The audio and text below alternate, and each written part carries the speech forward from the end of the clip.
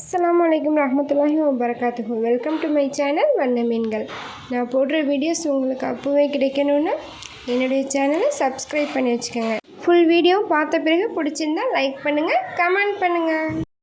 Hi friends, அஸ்ஸலாமு அலைக்கும். இன்றைக்கி நம்ம எதுக்காக புளி ஊற வச்சுருக்கோன்னா நம்ம ரசம் வைக்க போகிறோம். ரசம் வைக்கிறதுக்கு எதுக்காக பருப்பு குக்கரில் போடுறேன்னு யோசிப்பீங்க.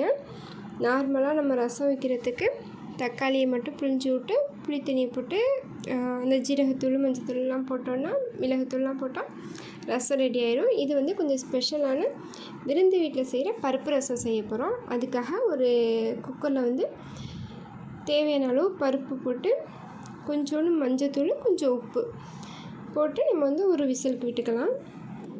வறுக்கிற சட்டியை வந்து கொஞ்சம் ஹீட் ஆனதுக்கப்புறம் நம்ம தேவையான அளவு மிளகு. இந்த ரசம் வைக்கிறதுக்கு நம்ம வீட்டில் இருக்க மசாலாவை போடக்கூடாது, நம்ம ஃப்ரெஷ்ஷாக ரெடி பண்ணி தான் போடணும். அதுக்காக கொஞ்சோண்டு மிளகு லைட்டாக வறுத்துட்டு அதுக்கப்புறம் கொஞ்சம் ஜீரகம் ரெண்டும் லைட்டாக அந்த ஒரு ஜீரகம் வந்து ஹீட்டில் வறுப்படும் போது டப் டப்னு சவுண்டு கேட்கும். அந்தளவு வறுத்தாலே போதும். ரொம்ப டார்க்காக வறுத்துடாமல் லைட்டாக வறுத்து அது ஆறுனதுக்கு பிறகு அதை எடுத்து நம்ம அரைச்சி வச்சுக்கலாம். இப்போ நம்மளுக்கு வந்து பருப்பு ரெடி ஆயிடுச்சு. அந்த பருப்பில் இருக்க தண்ணியையும் பருப்பையும் நம்ம தனித்தனியாக எடுத்துக்கலாம். பருப்போட தண்ணியும் பருப்பையும் நம்ம தனித்தனியாக எடுத்துக்கிட்டாச்சு. இந்த ரசத்துக்கு வந்து நம்ம வந்து தக்காளியை வந்து தனியாக கட் பண்ணி வச்சுக்கணும். அந்த புளி தண்ணியோடு கரைச்சி விடக்கூடாது. மிளகும் ஜீரகமும் நல்லா வறுத்தாச்சு. இப்போ வந்து ஒரு சின்ன மிக்ஸி ஜாரில் போட்டு அதை நல்லா நைஸாக அரைச்சி எடுத்துக்கலாம். இவ்வளோ தான் ஃப்ரெண்ட்ஸ். இந்த ரசத்துக்கு வந்து இந்த மசாலாத்தூள் மட்டும்தான்.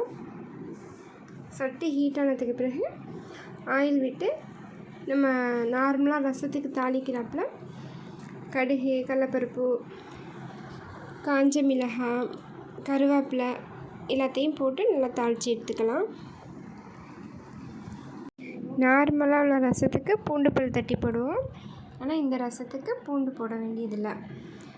நம்ம நார்மலாக தாளிக்கிறாப்புல கடுகு, கருவேப்பிலை, காஞ்ச மிளகாய், கடலைப்பருப்பு போடுறேன்னா போட்டுக்கலாம், இல்லைன்னா விட்டுடலாம். அதுக்கப்புறம் தக்காளி நம்ம கட் பண்ணி வச்சுருக்க தக்காளியை போட்டு நல்லா வதக்கி எடுக்கணும். இந்த ஆயிலே வந்து அந்த தக்காளி வந்து நல்லா வதங்கணும்.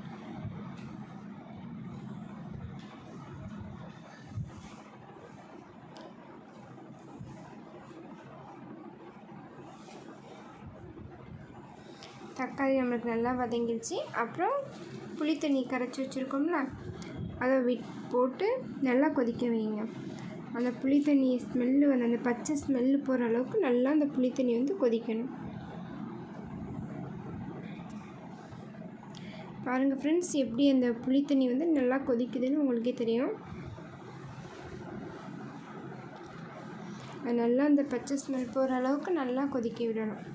கொதித்ததுக்கு பிறகு நம்ம அரைச்சி வச்சுருக்க மசாலாத்தூள் போட்டுக்கணும். மசாலாத்தூள் போடையில் கொஞ்சோண்டு பெருங்காயத்தூள் போட்டுக்கோங்க. பெருங்காயத்தூள் போட்டால் நல்லா ஸ்மெல்லாக இருக்கும் ரசத்துக்கு. அதுக்கப்புறம் பருப்பு தண்ணி வச்சுருக்கோம்ல அந்த பருப்பு தண்ணியையும் போட்டு நல்லா அது கொதி வர வரையும் நம்ம கொஞ்சம் வெயிட் பண்ணுவோம். நல்லா கொதி வந்துடுச்சு. கொதி வந்ததுக்கப்புறம் அந்த பருப்பை வந்து நல்லா ஸ்மாஷ் பண்ணி எடுத்துக்கணும், நல்லா நசிச்சு எடுத்துக்கணும். அப்போ தான் வந்து இந்த பருப்பு வந்து நம்மளுக்கு பருப்பான மாதிரி முழுசு முழுசாக இல்லாமல் ரசத்துக்கு தகுந்தப்போ நல்லா கொஞ்சம் இதாக இருக்கும். நம்ம பருப்போட கொஞ்சோண்டு மஞ்சத்தூள் போட்டிருக்கோம். அப்புறம் இப்போ நம்ம அந்த கொதி வரும்போது கொஞ்சோண்டு மஞ்சத்தூள் போட்டு தேவையான அளவு உப்பு போட்டு நல்லா அதை கொதி வர வரையும் வெயிட் பண்ணணும். நல்லா கொதிக்குது ரசம். இது வந்து நார்மல் ரசம் மாதிரி தண்ணியாக இருக்காது, கொஞ்சம் திக்காக இருக்கும். இது செஃப் சொல்லி கொடுத்த கல்யாண ரசம், ஸ்பெஷல் ரசம். இதை செஞ்சு பாருங்கள் ஃப்ரெண்ட்ஸ். நீங்கள் ட்ரை பண்ணி பார்த்துட்டு எப்படி டேஸ்ட் இருக்குதுன்னு சொல்லிட்டு எனக்கு கமெண்ட் பண்ணுங்கள். அஸ்ஸலாமு அலைக்கும்.